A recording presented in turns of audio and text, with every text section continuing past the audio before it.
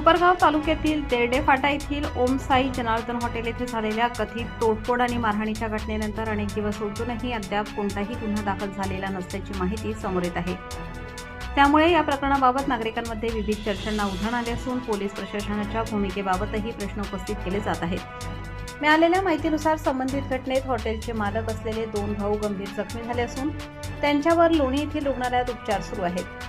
हॉटेलचेही मोठ्या प्रमाणात नुकसान झाल्याचे सांगितले जात आहे। दरम्यान या प्रकरणामागे एका अल्पसंख्याक समाजातील महिलेवर झालेल्या कथित अत्याचाराच्या घटनेची पार्श्वभूमी असल्याची चर्चा स्थानिक पातळीवर सुरू आहे। संबंधित महिलेवर अन्याय झाल्याचा आरोप करत काही नागरिक आणि समाजातील घटकांनी तक्रार नोंदवण्यासाठी पोलीस ठाण्याचा दरवाजा ठोठावल्याची माहितीही पुढे येत आहे। मात्र अद्याप कोणतीही अधिकृत माहिती किंवा पोलिसांकडून स्पष्ट भूमिका समोर आलेली नाही।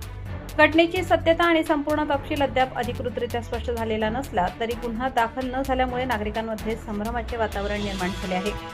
काही नागरिकांकडून प्रकरण दडपण्याचा प्रयत्न होत असल्याची शंका व्यक्त केली जात असून याबाबत पारदर्शक चौकशीची मागणी होत आहे। स्थानिक नागरिकांच्या मते या प्रकरणाचा सखोल तपास करून सत्य परिस्थिती जनतेसमोर आणणे आणि दोषी आढळणाऱ्यांवर योग्य ती कारवाई करणे आवश्यक आहे। अन्यथा परिसरात अफवा आणि गैरसमजांना अधिक खतपाणी मिळण्याची शक्यता व्यक्त केली जात आहे। अहिल्यानगर जिल्हा प्रतिनिधी नवनाथ उल्हारे। ताज्या व महत्त्वाच्या बातम्या बघण्यासाठी प्ले स्टोअरवर जा, प्रबलभूमी ॲप डाउनलोड करा व या धावपळीच्या जीवनात अपडेट रहा।